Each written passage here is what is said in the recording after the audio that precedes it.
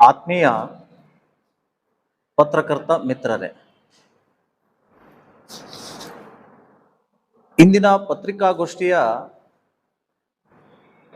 ಒಂದೆರಡು ವಿಷಯಗಳನ್ನ ತಮ್ಮೆದುರುಗಡೆ ಮಂಡಿಸ್ತಾ ಇದ್ದೇವೆ. ಶಾಪೂರ್ ಪಟ್ಟಣದಲ್ಲಿ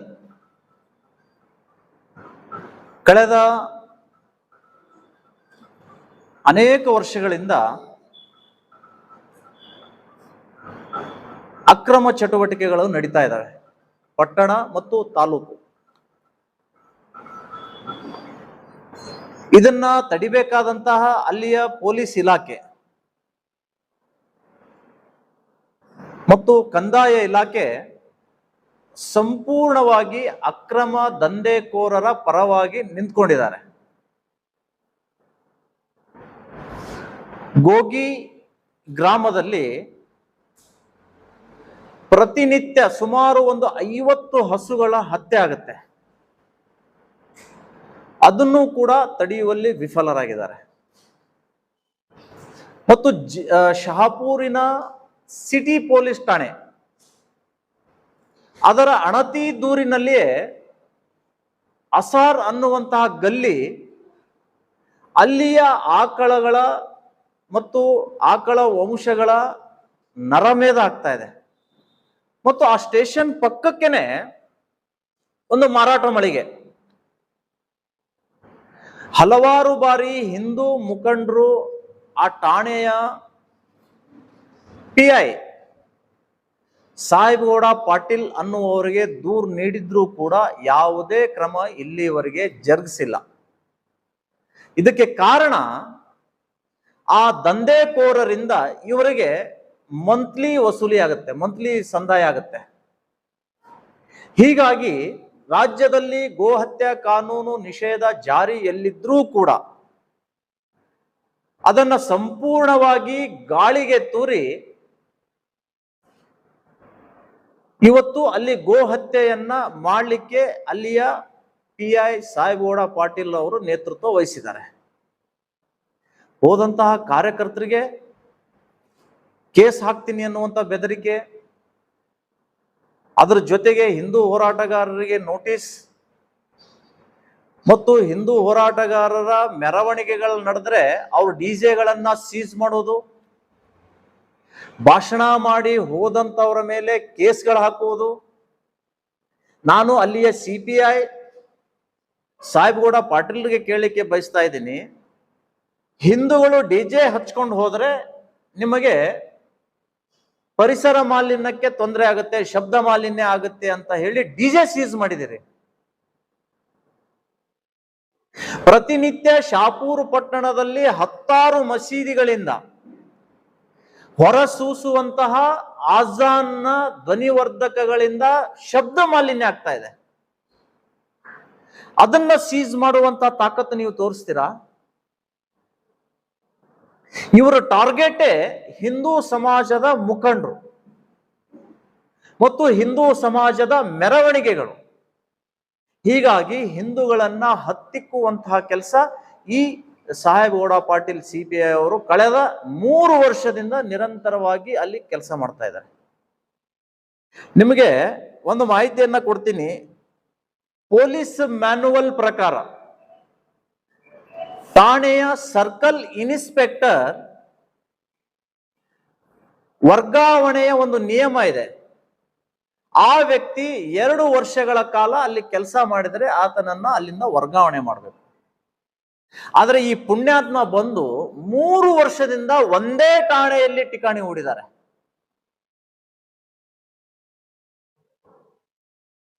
ಅಕ್ರಮವಾಗಿ ಮರಳು ಸಾಗಾಣಿಕೆ ವಾಹನಗಳು ಹೋಗ್ತವೆ, ಓವರ್ಲೋಡ್ ಟಿಪ್ಪರ್ಗಳು ಸಾಗಾಣಿಕೆ ಆಗ್ತದೆ. ಒಂದೇ ಒಂದು ಟಿಪ್ಪರ್ಗಳನ್ನ ಹಿಡಿದು ಇವರು ತಪಾಸಣೆ ಮಾಡೋದಿಲ್ಲ, ಅವುಗಳ ಮೇಲೆ ಕೇಸ್ ಹಾಕಿಲ್ಲ, ತಡೆಯೋದೇ ಇಲ್ಲ. ಯಾಕೆ ಅಂತ ಕೇಳಿದ್ರೆ ಇವರಿಗೆ ಒಂದು ಟಿಪ್ಪರ್ಗೆ ಪ್ರತಿ ತಿಂಗಳು 5,000 ರೂಪಾಯಿ ಮಂತ್ಲಿ ಫಿಕ್ಸ್ ಆಗಿದೆ. ಹಾಗಾದ್ರೆ 3 ವರ್ಷಗಳ ಕಾಲ ನಿರಂತರವಾಗಿ ಇಲ್ಲೇ ಠಿಕಾಣಿ ಹೂಡ್ಲಿಕ್ಕೆ ಕಾರಣಕರ್ತರು ಯಾರು ಅಂತ ಕೇಳಿದ್ರೆ ಆ ವ್ಯಕ್ತಿ ಹೇಳ್ತಾರಂತೆ, ಮಂತ್ರಿ ದರ್ಶನಾಪುರ್ ಅವರು ಇರುವವರೆಗೂ ನನಗೆ ಯಾರೂ ಅಲ್ಗಾಡಿಸ್ಲಿಕ್ಕೆ ಸಾಧ್ಯ ಇಲ್ಲ. ಈ ರೀತಿಯಾದಂತಹ ದರ್ಪ ಪೊಲೀಸ್ ಇಲಾಖೆಯಲ್ಲಿ ಕೂತ್ಕೊಂಡಂತಹ ಈ ಸಾಹೇಬಗೌಡ ಪಾಟೀಲ್ ರವರು ತೋರಿಸ್ತಾ ಇದ್ದಾರೆ.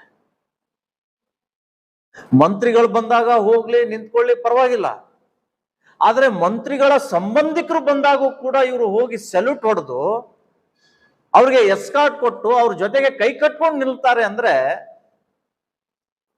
ಎಲ್ಲಿಗೆ ಬಂತು ಪೊಲೀಸ್ ಇಲಾಖೆಯ ಪರಿಸ್ಥಿತಿ ಅನ್ನುವಂಥದ್ದು ಅವಲೋಕನ ಮಾಡಬೇಕು. ಯಾರೂ ಕೂಡ ಪ್ರಶ್ನೆ ಮಾಡೋಂಗಿಲ್ಲ.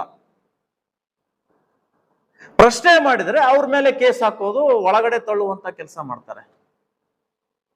ಇದೇ 2 ವರ್ಷಗಳ ಹಿಂದೆ ಬಹಳ ದೊಡ್ಡ ಪ್ರಮಾಣದಲ್ಲಿ ಅಕ್ಕಿ ಕಳ್ಳತನ ಆಯ್ತು. ಗೋಡನ್ನಿಂದಲೇ ಅಕ್ಕಿ ನಾಪತ್ತೆ ಆಯ್ತು. ಸಾವಿರಾರು ಕ್ವಿಂಟಲ್ ಅಕ್ಕಿ ನಾಪತ್ತೆ ಆಯ್ತು. ಆ ಅಕ್ಕಿ ನಾಪತ್ತೆಯ ಹಿಂದೆ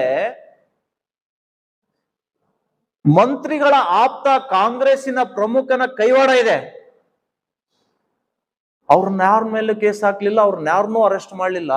ಬೇರೆ ಬೇರೆ ಜಿಲ್ಲೆಯಲ್ಲಿದ್ದಂಥವ್ರನ್ನ ಅರೆಸ್ಟ್ ಮಾಡಿ ತಂದ್ರು.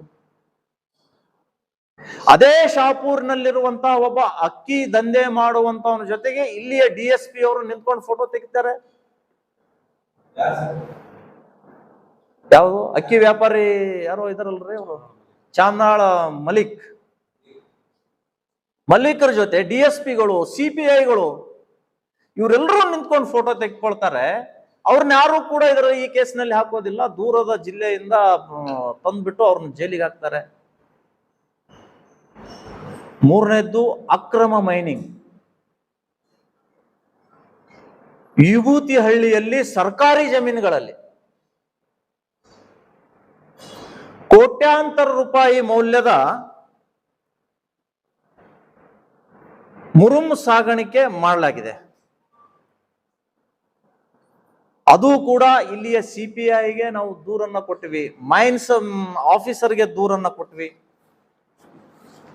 Don't care. ಆ ಮೈನ್ಸ್ ಆಫೀಸರ್ ಇಷ್ಟು ಅಸಹಾಯಕತೆ ತೋಡ್ಕೊಳ್ತಾನಂತೆ. ಸರ್, ನಾವೇನಾದ್ರೂ ಅಲ್ಲಿ ಇನ್ಸ್ಪೆಕ್ಷನ್ಗೆ ಹೋದ್ರೆ ಕಾಂಗ್ರೆಸ್ಸಿನ ನಾಯಕರು ಫೋನ್ ಮಾಡಿ ನೀನ್ ಇರ್ಬೇಕಂತೀಯೋ ಅಥವಾ ಜಾಗ ಖಾಲಿ ಮಾಡ್ಬೇಕಂತೀಯೋ, ಮತ್ತು ಅವ್ರ ಜೊತೆಗಿರುವಂತಹ ಮೈನ್ಸ್ ದಂಧೆ ನಡೆಸುವಂತವರು ಕೂಡ ನಮ್ಮನ್ನ ಕೊಲೆ ಮಾಡುವ ಬೆದರಿಕೆ ಹಾಕ್ತಾರೆ. ಇದು ರಿಪಬ್ಲಿಕ್ ಆಫ್ ಬಳ್ಳಾರಿ ಹೇಗಿತ್ತೋ ಹಾಗೆ ರಿಪಬ್ಲಿಕ್ ಆಫ್ ಶಾಪುರ್ ಆಗಿಬಿಟ್ಟಿದೆ. ಇಲ್ಲಿ ದರೋಡೆಕೋರರಿಗೆ ಮೊದಲನೇ ಆದ್ಯತೆ ಇದೆ ಅನ್ನುವಂತಹ ಅಸಹಾಯಕತೆಯನ್ನು ಅವರು ತೋರಿಸ್ತಾರೆ. ಮೈನ್ಸ್ ಡೈರೆಕ್ಟರ್ ಬಳ್ಳಾರಿಯವರು, ಬೆಂಗಳೂರು ಮತ್ತು ಬಳ್ಳಾರಿಯವರು ಇಲ್ಲಿ DC ಪತ್ರ ಬರೆದಿದ್ದಾರೆ. ಹೋಗಿ ಇನ್ಸ್ಪೆಕ್ಷನ್ ಮಾಡಿಬಿಟ್ಟು ವರದಿ ಕೊಡಿ ಅಂತ. 6 ತಿಂಗಳಾಯ್ತು. ಈ ಮೈನ್ಸ್ ಆಫೀಸರ್ ಪತ್ರ ಡಸ್ಟ್ಬಿನ್ ಬಿದ್ದಿದೆ. ಇರೋಕೆ 3 ತಾಲೂಕುಗಳು, 3 ತಾಲೂಕಿನಲ್ಲಿ ಅಕ್ರಮ ದಂಧೆಗಳ ಅಟ್ಟಹಾಸ ಮಿತಿ ಮೀರಿದೆ. ಇದಕ್ಕೆ ಕಾರಣ ಯಾರು ಅಂತ ಕೇಳಿದರೆ ಇಲ್ಲಿಯ ಪೊಲೀಸ್ ಅಧಿಕಾರಿಗಳು, ಇಲ್ಲಿಯ ಜಿಲ್ಲಾಧಿಕಾರಿಗಳು. ಇವ್ರು 100 ತಪ್ಪು ಮಾಡಿದರು ಅವರನ್ನ 3 ವರ್ಷ ಒಂದೇ ಠಾಣೆಯಲ್ಲಿ ಬೂಟಾ ಜಡದು ಕೂರಿಸಲಿಕ್ಕೆ ಸಹಾಯ ಮಾಡಿದಂತಹ ಇಲ್ಲಿಯ ಉಸ್ತುವಾರಿ ಮಂತ್ರಿಗಳು. ಹೀಗಾಗಿ ನಾವು ಇವತ್ತು ಭ್ರಷ್ಟ ಅಧಿಕಾರಿಯ ವಿರುದ್ಧ ಜಿಲ್ಲಾ ಪೊಲೀಸ್ ವರಿಷ್ಠಾಧಿಕಾರಿಗಳ ಮುಖಾಂತರ ಮಾನ್ಯ ಮುಖ್ಯಮಂತ್ರಿಗಳಿಗೆ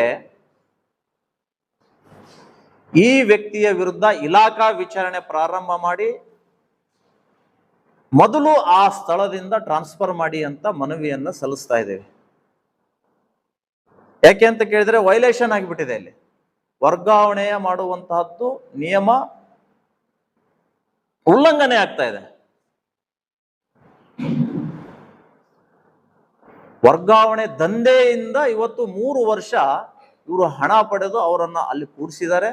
ಇದು ಅಕ್ಷಮ್ಯ ಅಪರಾಧ. ಹೀಗಾಗಿ ಇವರನ್ನ ತಕ್ಷಣವೇ ಆ ಹುದ್ದೆಯಿಂದ ಖಾಲಿ ಮಾಡಿಸ್ಬೇಕು ಅನ್ನುವಂತಹ ಒಂದು ನಮ್ಮ ಮನವಿ ಇದೆ. ಮತ್ತು ಗೋಗಿಪಟ್ಟಣ, ಶಾಪುರ್ ಸಿಟಿಯಲ್ಲಿ ಕಾನೂನು, ಸಂವಿಧಾನ ಸರ್ಕಾರ ನಮ್ಮದಿದೆ, ನಮ್ದು ಸಾವರ್ಕರ್ ಸರ್ಕಾರ ಅಲ್ಲ, ಅಂಬೇಡ್ಕರ್ ಸರ್ಕಾರ, ಬಸವ ತತ್ವದ ಸರ್ಕಾರ ಅಂತ ಹೇಳ್ತಾರೆ. ಬಸವ ತತ್ವದ ಸರ್ಕಾರ ಅಂದ್ರೆ ಪ್ರಾಣಿಗಳಲ್ಲಿ ದಯೆ ಇರಬೇಕು ಅಂತ ಬಸವಣ್ಣವ್ರು ಹೇಳಿದ್ದಾರೆ. ಅಲ್ಲಿ ನೂರಾರು ಪ್ರಾಣಿಗಳ ಗೋವುಗಳ ಹತ್ಯೆ ಆಗ್ತಾ ಇದೆ.